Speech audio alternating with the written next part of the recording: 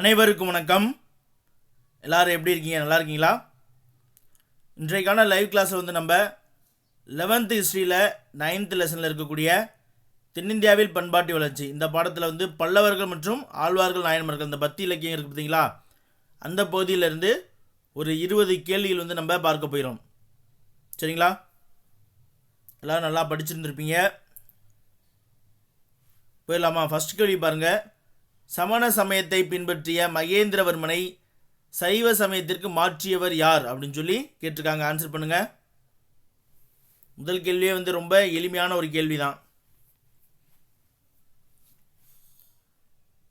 Answer பார்த்துடலாமா? மகேந்திரவர்மனை வந்து சைவத்துக்கு மாற்றியவர் யார் அப்படின்னா அப்பர் என்று சொல்லப்படக்கூடிய திருநாவுக்கரசர் தான். சரிங்களா? அவர் தான் வந்து மாற்றம் பண்ணியிருப்பார். கிட்டத்தட்ட 7ஆம் நூற்றாண்டு மகேந்திரவர்மனுடைய ஆட்சி காலம் அப்படின்னு பார்த்தீங்கன்னா 630.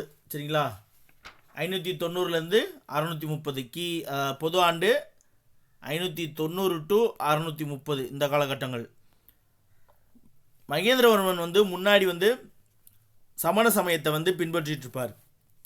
அப்புறம் வந்து அப்பரை வந்து இவர் பல வகையில் சோதிப்பார்.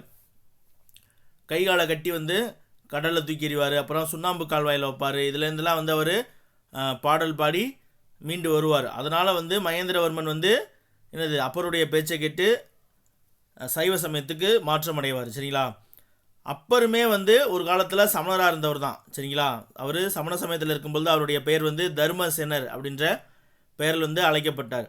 அவருக்கு வந்து சூளை நோய் அப்படின்ற ஒரு நோய், வயிற்று வலி ஏற்படும்.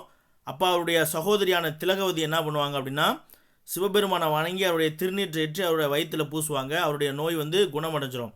அதனால் வந்து இவர் தர்மசேனர் வந்து பின்னாளில் திருநாவுக்கரசராக மாற்றமடைவார். சைவ சமய குறவர்களில் ஒரு முக்கியமானவராக மாற்றமடைவார். சரிங்களா? ஆப்ஷன் ஏ பாருங்கள், சிறு தொண்டர். இந்த சிறு தொண்டர் இவரும் 63 நாயன்மார்கள் ஒருவர் தான். இவர் வந்து பல்லவ மன்னனான முதலாம் நரசிம்மவர்ம பல்லனுடைய படையில் வந்து வாதாபி படையெடுப்பு இருக்கும் பொழுது அந்த படையெடுப்புக்கு தளபதியாக இருந்தவர். அவருடைய இயற்பெயர் வந்து பரஞ்சோதி. அந்த படையெடுப்புக்கு பின்னால் வந்து இவர் மனமாற்றம் அடைந்து தொண்டர்களுக்கு தொண்டு செய்யக்கூடிய சிறு தொண்டராக தன்னை அடையாளப்படுத்தி கொண்டு சிவநெறியில் வாழ ஆரம்பிச்சிருவார். சரிங்களா? மற்ற திருஞான சம்பந்தர் அவர் வந்து சீர்காழியில் வந்து பிறந்தவர். தோணிபுரம் என்று சொல்லப்படக்கூடிய சீர்காழியில் வந்து பிறந்திருப்பார். இவர் வந்து யாரை மனமாற்றம் அடைய வச்சிருப்பார் அப்படின்னு பார்த்தீங்கன்னா கூன்பாண்டியன், அரியஸ்ரீ மாரவர்மன் என்று சொல்லப்படக்கூடிய கூன்பாண்டியன் வந்து மதுரையில் ஆட்சி செய்துக்கிட்டு இருப்பார். அந்த கூன்பாண்டியன் வந்து நரசிம்மவர்ம பல்லவன் மற்றும் மகேந்திரவர்ம பல்லவனுடைய சமகாலத்தைச் சேர்ந்தவர். சரிங்களா? முற்கால பாண்டியர்களே முதல் வலிமை பெற்ற அரசராக அறியப்படக்கூடியவர் வந்து இந்த அரியஸ்ரீ மாரவர்மன் தான். அவருடைய மனைவி வந்து மங்கையர்க்கரசி. சரிங்களா? அவருடைய மனைவி மங்கையர்க்கரசி, அவருடைய அமைச்சர் வந்து குலச்சிறையார். அவங்க 2 பேருமே வந்து 63 நாயன்மார்களில் ஒருவராக அறியப்படக்கூடியவங்க. மனைவி மங்கையர்க்கரசி, குலச்சிறையாரும். அவர்களை பார்க்க போகும்போது இந்த திருஞான சமுத்திரம் போகும்போது கூன்பாண்டியன் வந்து திருஞான சமுத்திரம் மூலயமாக மனமாற்றம் அடைவார். அப்போ வந்து சமணர்கள் வந்து இந்த 8000 சமணர்கள் வந்து கழுவில் ஏற்றினாங்கன்னு சொல்லுவாங்க இல்லையா, அந்த சம்பவங்கள்லாம் நிகழ்ந்தெரியாது. அனல்வாதம், புனல்வாதம் போன்ற வாதங்கள் எல்லாம் வந்து சமணர்களை வந்து வெற்றி பெற்று அரியஸ்ரீ மாரவர்மனை வந்து சமண சமயத்திலேருந்து சைவ சமயத்துக்கு வந்து திருஞான சம்பந்தர் வந்து மாற்றுவார். சரிங்களா? அடுத்து நம்ம 2வது கேள்வி பார்ப்போமா? சாளுக்கியரின் தலைநகரமான வாதாபியை கைப்பற்றியவர் யார் அப்படின்னு சொல்லி கேட்டிருக்காங்க. ஆன்சர் பண்ணுங்க.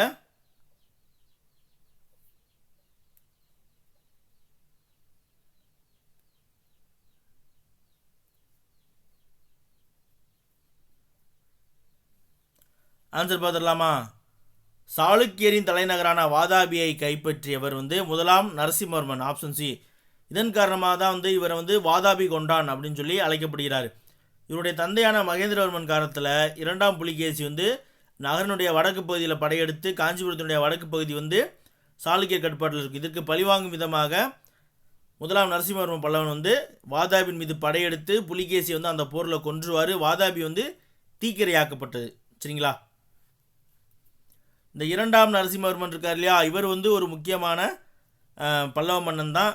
முதலாம் நரசிம்மவர்மனுடைய பேரனாக வருவார். சரிங்களா? அடுத்து 3வது கேள்வி பார்ப்போம். காஞ்சி கைலாசநாதர் கோவிலை கட்டியவர் யார் அப்படின்னு சொல்லி கேட்டிருக்காங்க. ஆன்சர் பண்ணுங்க.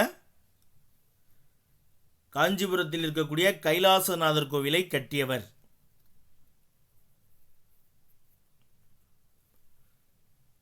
ஆன்சர் பார்த்துடலாமா?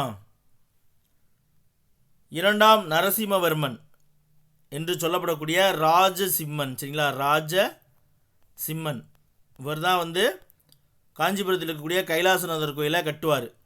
பல்லவர்களுடைய கட்டுமான கோயில் கலையை வந்து முறையை வந்து தொடங்கியிருப்பார்.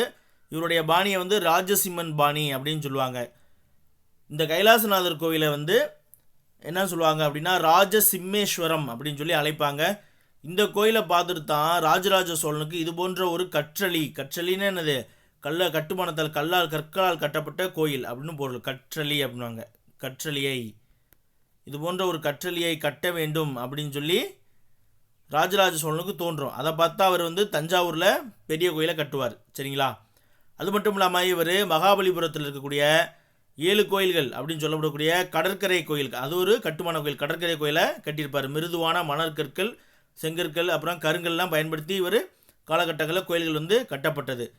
இந்த ராஜசிம்மன் இருக்கார் இல்லையா, இவருடைய காலத்தில் வந்து கற்களை வந்து ஒன்றின் மீது ஒன்று அடுக்கி வச்சு கட்டுமான கோயில் வந்து கட்டப்பட்டது. அதற்கு முன்னாடி மிருதுவான மணற்கற்கள் வச்சு கட்டுவாங்க. இல்லைன்னா மகேந்திரவர்மனுடைய காலத்தில் வந்து பாறைகள் வந்து குடைந்து குடைவரை கோயில் வந்து உருவாக்கப்பட்டது. இவர் உருவாக்கிய முதல் குடைவரை கோயில் வந்து மண்டகப்பட்டு குடைவரை கோயில் தான் வந்து முதலாம் மகேந்திரவர்மன் உருவாக்கிய முதல் குடைவரை கோயில். 4வது கேள்வி பார்ப்போம். 4வது கேள்வி வந்து பொறுத்துக்கவா கொடுத்துருக்காங்க. இடதுபுறம் வந்து மன்னர்கள் கொடுத்துருக்காங்க, வலதுபுறம் வந்து அவர்களுக்கான பட்டப்பெயர் கொடுத்துருக்காங்க. பொருத்தி பாருங்க.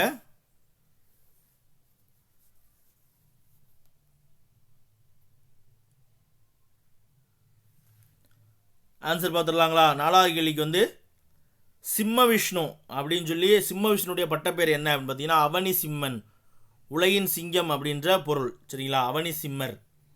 முதலாம் மகேந்திரவர்மனுக்கு வந்து பல பட்டப்பேர்கள் இருக்குது. அதில் ஒன்று மத்தவிலாசன் அப்படிங்கிறது. மத்தவிலாசனுங்கிறது அவர் மத்தவிலாச பிரகாசனம் அப்படின்ற ஒரு நூல் எழுதியிருப்பார். சரிங்களா, மத்தவிலாச பிரகாசனம், அதாவது அதனுடைய தமிழ் பெயர் என்ன பார்த்தீங்கன்னா குடிகாரர்களின் மகிழ்ச்சி. சமஸ்கிருதத்தில் இந்த மத்தவிலாச பிரகாசனத்தை எழுதியிருப்பார். தமிழில் வந்து அதனுடைய மொழிபெயர்ப்பு பேர் என்னென்னு பார்த்தீங்கன்னா குடிகாரர்களின் மகிழ்ச்சி அப்படின்ற பொருள். அது மட்டும் இல்லாமல் இவர் இசைக்கலையில் வல்லவராக இருந்ததால் சங்கீர்ண ஜதி அப்படின்னு சொல்லி போற்றப்பட்டிருப்பார். அதே போல் சித்திரங்கள் வரையக்கூடியதில் வல்லவராக இருந்தால் சித்திரகார புலி அப்படின்னு சொல்லியும் போற்றப்பட்டிருப்பார். சரிங்களா, யார்? முதலாம் மகேந்திரவர்மன். அதே போல் இவர் வந்து விசித்திர சித்தன் அப்படின்னும் அழைத்தாங்க. மண்டகப்பட்டு கல்வெட்டு தான் வந்து, மண்டகப்பட்டில் சொல்லப்பட்ட இசை கல்வெட்டு தான் வந்து இவரை விசித்திர சித்தன் அப்படின்னு சொல்லி புகழும். சரிங்களா, முதலாம் நரசிம்மவர்மனுக்கு வந்து 2 பட்டப்பேர்கள் நம்ம வந்து ஒன்று ஏற்கனவே பார்த்துட்டோம். வாதாபியை வந்து எரித்து சாம்பலாக்கியதால் வந்து வாதாபி கொண்டான். இன்னொன்று வந்து மாமல்லன், அதாவது மல்யுத்தம் புரிவதில் வந்து வல்லவராக இருந்தால் மாமல்லன் என்று போற்றப்பட்டார். இவருடைய பெயருடைய நினைவாக தான் மாமல்லபுரம் அப்படின்ற கடற்கரை நகரம் வந்து உருவாக்கப்பட்டது. 2ஆம் நரசிம்மவர்மனுக்கு வந்து ராஜசிம்மன் அப்படின்ற பட்டம் இருக்குது. அப்படி பார்த்தீங்கன்னா 3, 4, 2, 1 3, 4, 2, 1 ஆப்ஷன் சி தான் வந்து கரெக்டான ஆன்சர். 5வது கேள்வி பார்ப்போம். மாமல்லபுரம் யுனெஸ்கோவின் உலக பாரம்பரிய சின்னங்கள் அட்டவணையில் சேர்க்கப்பட்ட ஆண்டு எது? ஒரு பாக்ஸில் கொடுத்துருந்துருப்பாங்க.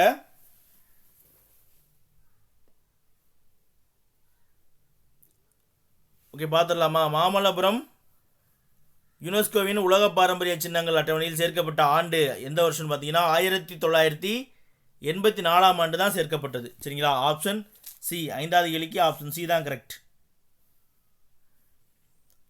அடுத்து 6வது கேள்வி பார்ப்போமா? மகேந்திரவர்மன் பாணியில் அமைக்கப்பட்டுள்ள நினைவு சின்னத்திற்கு சிறந்த எடுத்துக்காட்டை தேர்வு செய்க அப்படின்னு சொல்லி கேட்டிருக்காங்க. ஆன்சர் பண்ணுங்க. அதாவது மகேந்திரவர்மன் பாணி அப்படின்னா அது வந்து பாறை குடைவரை கோவில்கள். நரசிம்மவர்மன் பாணினா திறந்தவெளி கலையரங்கம், ஒற்றைக்கல் ரதங்கள். ராஜசிம்மன் பாணி அப்படிங்கிறது ஒரு விதமான ராஜசிம்மன் பாணி கட்டுமான கோவில். அதே போல் நந்திவர்மன் பாணிங்கிறதும் கட்டுமான கோவில் தான். அதை வச்சு இப்போ இதுக்கு தேர்ந்தெடுங்க.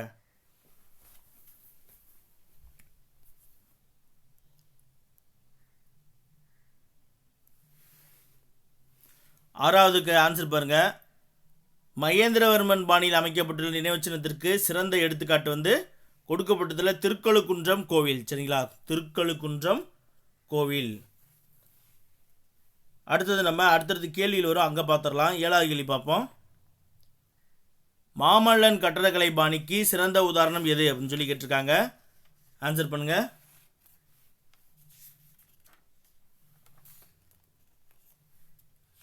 மாமல்லன் கட்டடக்கலை பாணிக்கு சிறந்த உதாரணம். ஆன்சர் பார்த்துடலாமா? 7வதுக்கு வந்து மகாபலிபுரம் திறந்தவெளி கலையரங்கம். அங்கே வந்து இந்த பகீரதன் தவம் செய்யக்கூடிய காட்சி, 5 ரதங்கள், பஞ்சபாண்டவர் ரதங்கள் சொல்லுவாங்க. இது எல்லாமே வந்து மாமல்லன் கட்டடக்கலை பாணிக்கு வந்து ஒரு சிறந்த உதாரணம். சரிங்களா. மகேந்திரவர்மனுடைய இதுக்கு வந்து மாமண்டூர் குகை கோவில், அப்புறம் மகேந்திரவாடி, திருச்சிராப்பள்ளியில் இருக்கக்கூடிய குகை கோவில், இது எல்லாமே வந்து மாமல்லன் கட்டடக்கலை பாணிக்கு வந்து ஒரு சிறந்த எடுத்துக்காட்டு. சரிங்களா. அடுத்து நம்ம 8வது கேள்வி பார்ப்போமா. ராஜசிம்மன் பாணி கட்டிடக்கலை என்பது எதுன்னு சொல்லி ஆன்சர் பண்ணுங்க.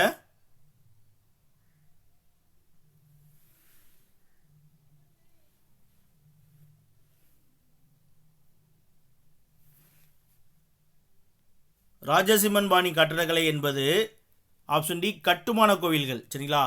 பாறைக்குடைவரை கோவில் வந்து மகேந்திரவர்மன் பாணி நமக்கு தெரியும். இந்த சிற்ப மண்டபங்கள் இருக்குது பார்த்தீங்களா, இதுவுமே வந்து பின்னால் அந்த கோவில்களில் வரும்பொழுது சிற்ப மண்டபங்கள் வச்சுருப்பாங்க. ஒற்றைக்கல் ரதங்கள் வந்து நம்ம மாமல்லன் பாணி. சரிங்களா. கட்டுமான கோவில்கள் வந்து அதாவது காஞ்சிபுரம் கைலாசநாதர் கோவிலும் மாமல்லபுரம் கடற்கரை கோவிலும் வந்து ராஜசிம்மன் பாணிக்கு எடுத்துக்காட்டு. சரிங்களா. அதே போல் காஞ்சிபுரம் வைகுண்டநாதர் கோயில் இருக்கு இல்லையா, வைகுண்ட பெருமாள் கோயில், காஞ்சிபுரம் வைகுண்ட பெருமாள் கோயில் வந்து நந்திவர்மன் பாணிக்கு எடுத்துக்காட்டு. நந்திவர்ம பல்லவன் அப்படிங்கிறவர் வைகுண்ட பெருமாள் கோவிலை வந்து கட்டியிருப்பார். சரிங்களா. 9வது கேள்வி பார்ப்போமா.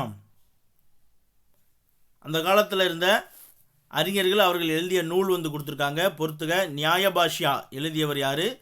தசகுமார சரிதம், கிராதார்ஜூனியம், அப்புறம் தட்சிண சித்திரம் தொகுத்தல்.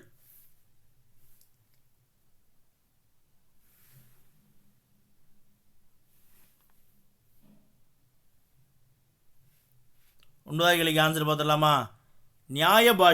நியாயபாஷ்யாவை வந்து எழுதியவர் யார் அப்படின்னு சொல்லி பார்த்தீங்கன்னா வாத்ஸ்யாயர் அப்படிங்கிறது தான் எழுதியிருப்பார். நியாயபாஷ்யாவை எழுதியவர் வந்து வாத்ஸ்யாயர்.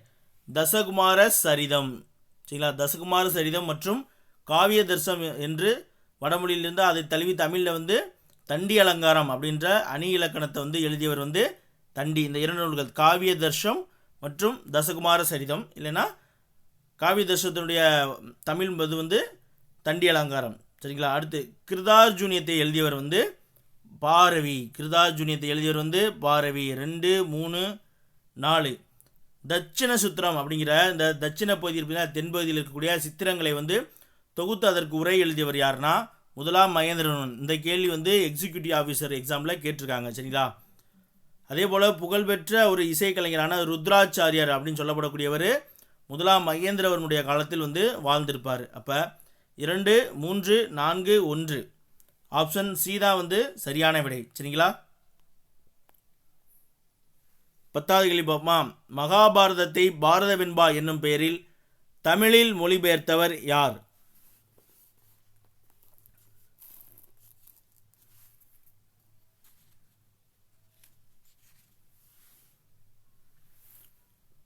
ஆன்சர் பார்த்துடலாங்களா. 10வது கேள்விக்கு வந்து ஆப்ஷன் டி பெருந்தேவனார். பாரதம் பாடிய பெருந்தேவனார் அப்படின்னு சொல்லி நம்ம கேள்விப்பட்டிருவோம் இல்லையா, அவர் தான் வந்து மகாபாரதத்தை வந்து பாரத வெண்பா அப்படின்ற பேரில் தமிழில் வந்து மொழிபெயர்த்திருப்பார். சரிங்களா. பரஞ்சோதி முனிவர் வந்து பின்னாளில் வந்து திருவிளையாடல் புராணத்தை வந்து எழுதியிருப்பார். சரிங்களா. வாத்ஸ்யாயர் பற்றி நம்ம முன்னாடி பார்த்தோம். இந்த ஆப்ஷன் சி ருத்ராச்சாரியார் வந்து புகழ்பெற்ற ஒரு இசைக்கலைஞர் ருத்ராச்சாரியார். சரிங்களா. மகேந்திரவர்மனுடைய காலத்தில் வாழ்ந்தவர். 11வது கேள்வி பாருங்க. டேஷ் டேஷ் இடங்களில் காணப்படும் இசை குறித்த கல்வெட்டுக்கள் பல்லவர்கள் இசையின் மீது கொண்டிருந்த ஆர்வத்தை வெளிப்படுத்துகின்றன அப்படின்னு சொல்லி கேட்டிருக்காங்க. ஆன்சர் பண்ணுங்க. எந்த 2 இடங்களில் வந்து இசை குறித்த கல்வெட்டுக்கள் இருக்குது, அது வந்து பல்லவர்கள் காலத்து கல்வெட்டு.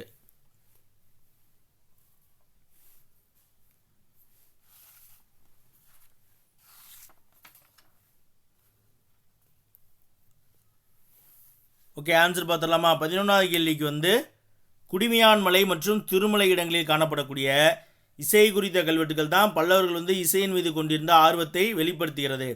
இந்த குடிமியான் மலை இசை கல்வெட்டு தான் விசித்திர சித்தன் என்று மகேந்திரவர்மனை புகழ்வதோடு மட்டுமில்லாமல் அவர் வந்து சங்கீர்ண ஜதி அப்படின்னும் சொல்லுது. சரிங்களா?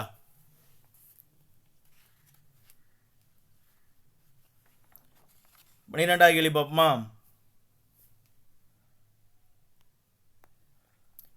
கடைசி பல்லவ மன்னர் யார் அப்படின்னு சொல்லி கேட்டிருக்காங்க. தண்டிவர்மனா, இல்லை 3ஆம் நந்திவர்மனா, அபராஜிதனா, இல்லை 1ஆம் பரமேஸ்வரனா?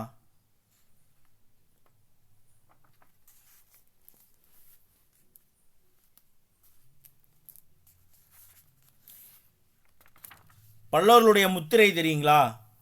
பல்லவர்களுடைய முத்திரை வந்து ரிஷப முத்திரை, அதாவது காளை மாடு. மகேந்திரவர்மன் காலம் வரைக்கும் காளை மாடு இருக்கும். அடுத்து 1ஆம் நரசிம்மவர்ம பல்லவன் வந்ததுக்கப்புறம் என்ன பண்ணுவார்னா, நரசிம்மன் அப்படின்னா சிங்கம் இல்லையா, சிங்கம் சொல்லி மாற்றுவார்.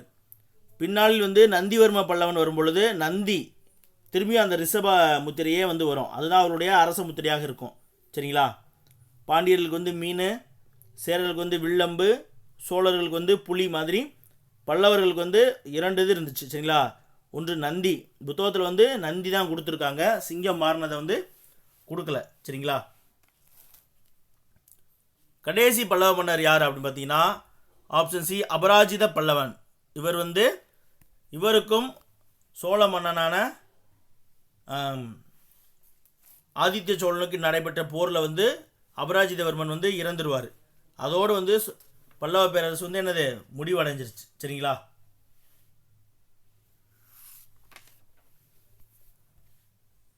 அடுத்து 13வது கேள்வி பார்ப்போமா?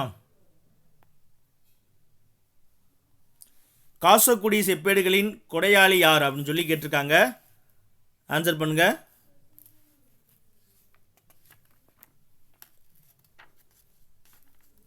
காசக்குடி செப்பேடுகளின் கொடையாளி.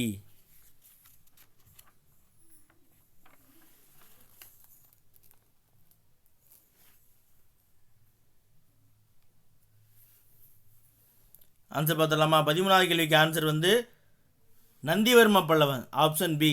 சரிங்களா? நந்திவர்ம பல்லவன் அவருடைய காசக்குடி செப்பேடு வந்து அபராதங்கள் பற்றிய குறிப்புகள் வந்து காணப்படுகிறது. சரிங்களா?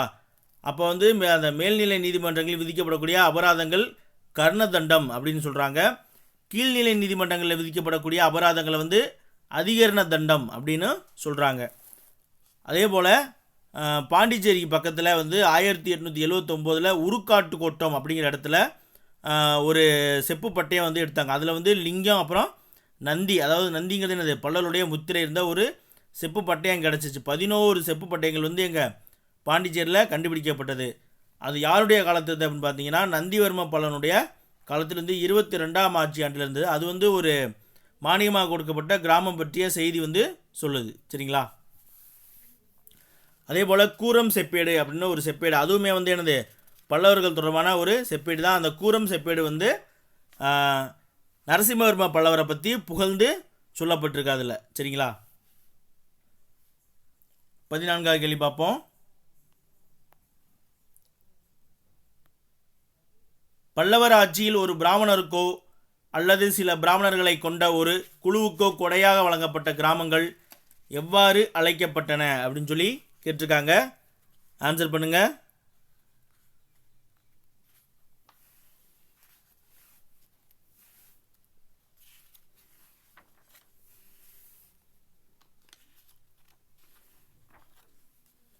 ஆன்சர் பார்த்துடலாமா? பல்லவர் ஆட்சியில் ஒரு பிராமணருக்கோ அல்லது சில பிராமணர்களை கொண்ட ஒரு குழுவுக்கோ கொடையாக வழங்கப்பட்ட கிராமங்கள் வந்து பிரம்மதேயங்கள், ஆப்ஷன் ஏ பிரம்மதேயங்கள் என்று அழைக்கப்பட்டது. சரிங்களா? தேவதான கிராமங்கள் வந்து பின்னாடி வரும் நமக்கு. நம்ம அக்ரகார கிராமங்கள் வந்து எங்கே பார்த்துருப்போம்? குப்தர்கள் காலத்தில் பிராமணர்களுக்கு வழங்கப்பட்ட நிலங்கள் வந்து என்னது அக்ரகார கிராமங்கள் அப்படின்னு சொல்லி அழைக்கப்பட்டது. சரிங்களா? இந்த மணி கிராமங்கள் அப்படின்னு இல்லை, மணி கிராமர்கள் அப்படின்னு சொல்லுவாங்க. இவங்கெல்லாம் வந்து வியாபாரிகளை வந்து என்னது மணி கிராமத்தார் அப்படின்னு, பல்லவர் கால வியாபாரிகள் வந்து மணி கிராமத்தார் அப்படின்னு சொல்லி அழைக்கப்பட்டாங்க. அடுத்து 15வது கேள்வி பார்ப்போம். கோவில்களுக்கு கொடையாக அளிக்கப்பட்ட கிராமங்கள் எவ்வாறு அழைக்கப்பட்டன? கோவில்களுக்கு கொடையாக அளிக்கப்பட்ட கிராமங்கள்.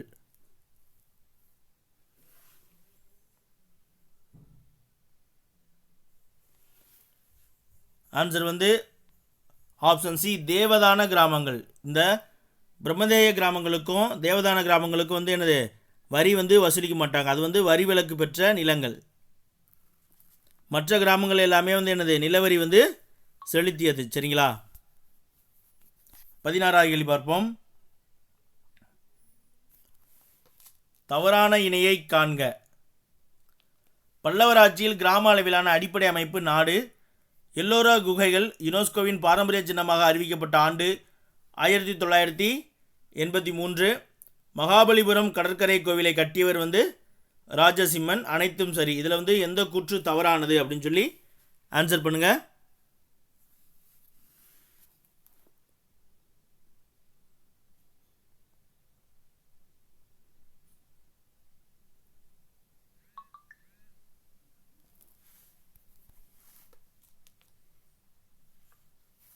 ஆன்சர் பார்த்துடலாமா? 16க்கு வந்து கரெக்டான ஆன்சர் என்ன அப்படின்னு பார்த்தீங்கன்னா ஆப்ஷன் ஏ தான் கரெக்ட். அதாவது பல்லவர் ஆட்சியில் கிராம அளவிலான அடிப்படை அமைப்பு வந்து நாடு அப்படின்னு சொல்லி கொடுத்துருக்காங்க. இது வந்து தவறு, சபை.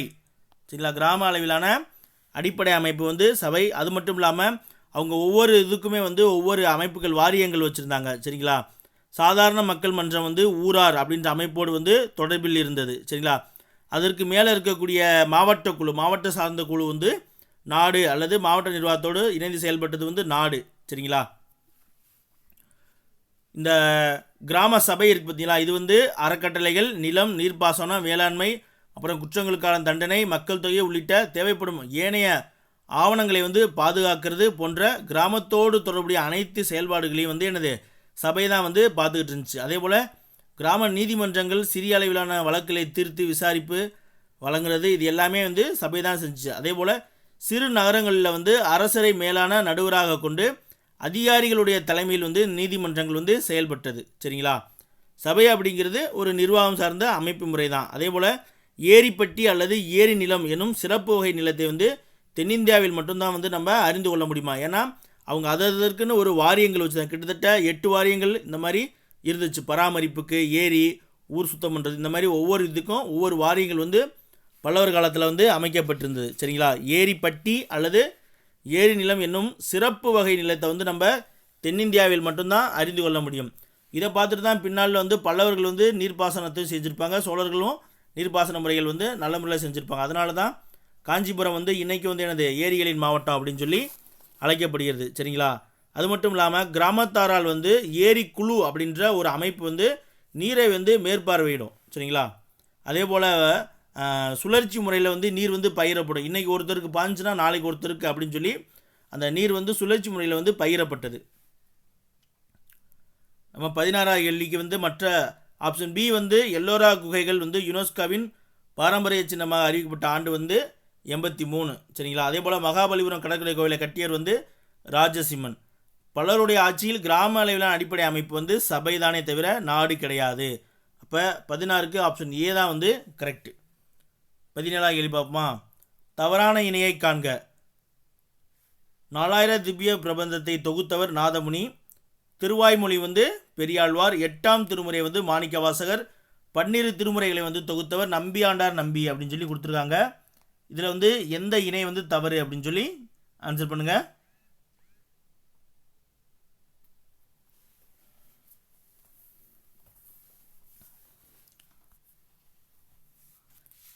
நம்ம ஆழ்வார்கள் போயிட்டோம். ஆழ்வார்கள் நாயன்மார்களுக்கு அந்த பக்தி இலக்கிய காலத்துக்கு கேள்விகள் வர ஆரம்பிச்சிருக்கு. 17 பாருங்களே. 17 வந்து 4000 திவ்ய பிரபந்தத்தை தொகுத்தவர் வந்து நாதமுனி. இதில் வந்து 4000 பாடல்கள் இருக்கா அப்படின்னு கேட்டிங்கன்னா கிடையாது. கிட்டத்தட்ட 3750 850 பாடல்கள் தான் இருக்குது. பட் ஒரு ரவுண்டாக இருக்கணும் அப்படிங்கிறதுக்காக 4000 அப்படின்னு சொல்லி வச்சுருக்காங்க. சரிங்களா? திருவாய்மொழியை வந்து பெரியாழ்வார் பாட கிடையாது. திருவாய்மொழியை பாடியவர் வந்து நம்மாழ்வார். அப்போ ஆப்ஷன் பி தான் வந்து என்னது, தவறான இணை. சரிங்களா?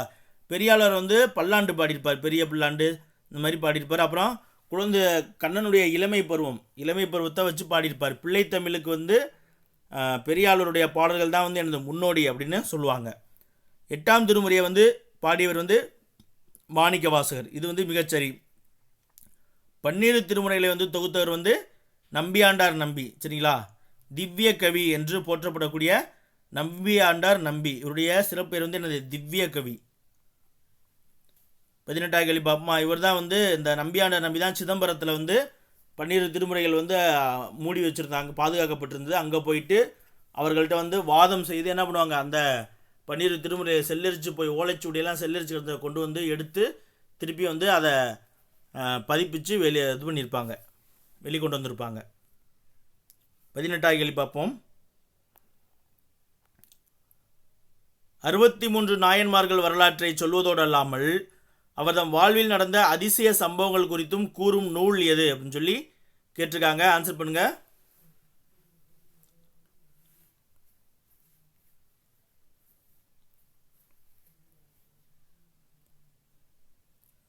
பதினெட்டாவது கேள்விக்கு ஆன்சர் வந்து என்னது? 63 நாயன்மார்கள் வரலாற்றை சொல்வதோடு அல்லாமல் அவர் வாழ்வில் நடந்த அதிசயங்களை சொல்லக்கூடிய நூல் வந்து என்னதுன்னா பெரிய புராணம். இயற்றியர் வந்து சேக்கிலார், 2வது குலோத்துங்க சோழனுடைய காலத்தில் வாழ்ந்தவர். சரிங்களா? இவர் வந்து பெரிய புராணத்தை ஏன் இயற்றினார் அப்படின்னா, குலோத்துங்க சோழன் வந்து சிவ சிந்தாமணியிலேருந்து விருப்பம் கொண்டு படித்து சமண சமயத்தில் நாட்டமாகி போயிடுவாரோ, அதனால் வந்து அவரை சைவ சமயத்துக்கு வந்து மாற்றி கொண்டு வரணும் அப்படிங்கிறதுக்காக பெரிய புராணத்தை வந்து சேக்கிலார் வந்து இயற்றியிருப்பார். சரிங்களா? இதை பெரிய புராணத்தை வந்து என்னது, இதில் வந்து திருஞான சம்பந்தர் பற்றிய பாடல்கள் வந்து அதிகமாக இருக்கனால பிள்ளை பாதி புராணம் பாதி அப்படின்னு சொல்லுவாங்க. அதே போல் ஒவ்வொரு அடியாருக்கு ஒவ்வொரு புராணம் அப்படின்னு சொல்லி பெரிய புராணம் இருக்கும்.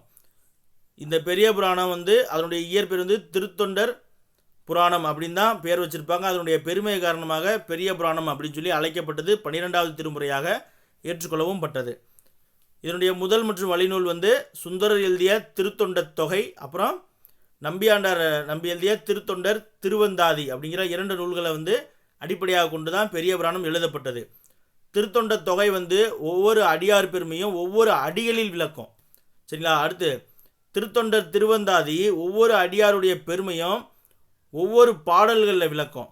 பெரிய புராணம் வந்து ஒவ்வொரு அடியார்களுடைய பெருமைகளை வந்து ஒவ்வொரு புராணத்தில் விளக்கக்கூடியது. சரிங்களா?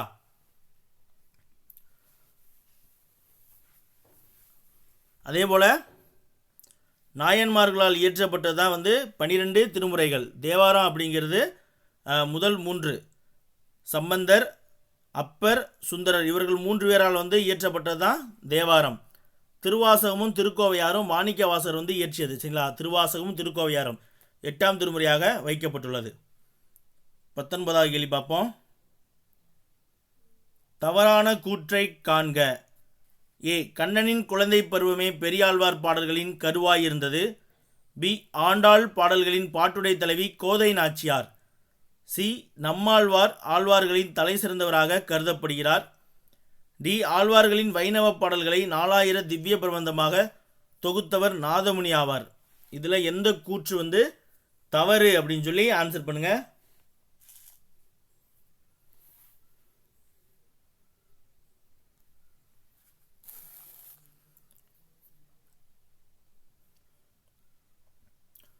ஆன்சர் பார்த்துடலாமா? தவறான கூற்று எது அப்படின்னு பார்த்தீங்கன்னா, கண்ணனின் குழந்தை பருவம் தான் வந்து பெரியாருடைய பாடலுடைய கருவாக இருந்தது வந்து மிகச்சரி.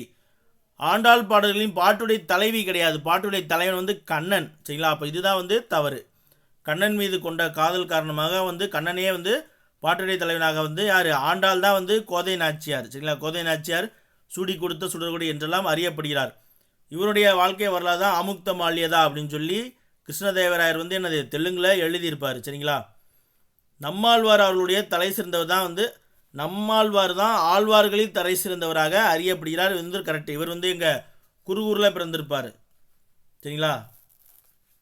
இப்போ வந்து அந்த ஊர் ஆழ்வார் திருநகரி அப்படின்னு சொல்லி அழைக்கப்படுகிறது. திருக்குருகூர் அப்படின்னு சொல்லுவாங்க. டிஎன்பிஎஸ்சியில் கேட்ட ஒரு கேள்வி தான். நம்மாழ்வாரையே வந்து என்னது கடவுளாக எண்ணி, நம்மாழ்வாரையே பெருமாளாக எண்ணி அவரையே பாட்டுடைய தலைவனாக வச்சு பாடல்கள் பாடிய ஆழ்வார் யார் அப்படின்னு பார்த்தீங்கன்னா மதுர கவி ஆழ்வார் அப்படின்னு சொல்லி ஒருத்தர். அவர் வந்து நம்மாழ்வாரை பாட்டுடைய தலைவனாக வச்சு நம்மாழ்வாரையே இறைவனாக நினச்சி வணங்கியிருப்பார். அவர் எழுதிய பாடல் வந்து கண்ணினுன் சிறுதாம்பு. ஒரு 12 பாடல்கள் வந்து இருக்கக்கூடியது. சரிங்களா? கண்ணினுன் சிறுதாம்பு. அதே போல் ஆழ்வார்களுடைய வைணவ பாடல்கள் வந்து 4000 திவ்ய பிரபந்தமாக தொகுத்தவர் வந்து நாதமுனி அவர்கள் தான். ஓகே, லாஸ்ட் கொஸ்டின் பார்த்துடலாம். பொறுத்துக, முதல் 3 தேவாரம், முதல் 1, 2, 3 தேவாரத்தை இயற்றியவர் யார் அப்படின்னு சொல்லி பொறுத்துங்க. அடுத்து 4, 5, 6, 7ஆம் திருமுறை, 8ஆம் திருமுறை யார் அப்படின்னு சொல்லி பொறுத்துங்க.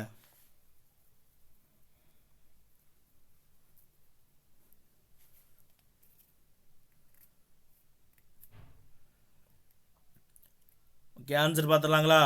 1, 2, 3 தேவாரங்களை இயற்றியவர் வந்து யார்? சம்பந்தர், திருஞான சம்பந்தர். 4, 5, 6ஆம் தேவார பாடலை இயற்றியவர் வந்து அப்பர். அடுத்து 7ஆம் திருமுறை, 7ஆம் திருமுறை இயற்றியவர் வந்து சுந்தரர். 8ஆம் திருமுறை இயற்றியவர் வந்து மாணிக்க வாசகர். அப்போ 4, 3, 2, 1, 4, 3, 2, 1 ஆப்ஷன் சி தான் கரெக்டு. சம்பந்தரை வந்து இன்னொரு சிறப்பு பெயர் என்ன சம்பந்தருக்கு என்னன்னு பார்த்தீங்கன்னா, ஆளுடைய பிள்ளை அப்படின்வாங்க. அவர் தான் வந்து அவருடைய இயற்பெயர் ஆளுடைய பிள்ளை. இதே இது அப்பருக்கு வந்து ஆளுடைய அரசு, ஆளுடைய அரசு. சுந்தரர் வந்து ஆளுடைய நம்பி அப்படின்வாங்க. ஏன்னா அவர் வந்து அவருடைய 2 மனைவி இருப்பாங்க. அந்த 2 பறவையார், அப்புறம் இன்னொருத்தவங்க 2 பேர். அவங்களுக்கு வந்து சிவபெருமானையே வந்து அவங்களுக்கு இடையில் அந்த கணவன் மனைவி சண்டைக்கு வந்து சிவபெருமானையே தூதா அனுப்புவார். அதனால் வந்து அவர் வந்து வன் தொண்டர் தம்பிரான் தோழர், சிவபெருமானையே வந்து நண்பராக கொண்டதால் வந்து தம்பிரான் தோழர் அப்படின்னு சொல்லி அழைக்கப்படுவார். பெரிய புராணத்தினுடைய பாட்டுடை தலைவனே வந்து சுந்தரர் தான். சரிங்களா? பெரிய புராணத்தினுடைய பாட்டுடை தலைவன் சுந்தரர் தான். அதாவது திருக்கைலாயத்தில் அந்த பாடல் தொடங்கி பெரிய புராணம் முடியறதும் திருக்கைலாயத்திலாம். வெள்ளை யானை மீது ஏறி அவர் வந்து கைலாயம் போவார். அப்படி உயிருடன் போனதாக பெரிய புராணம் வந்து நமக்கு சொல்லுது. சரிங்களா?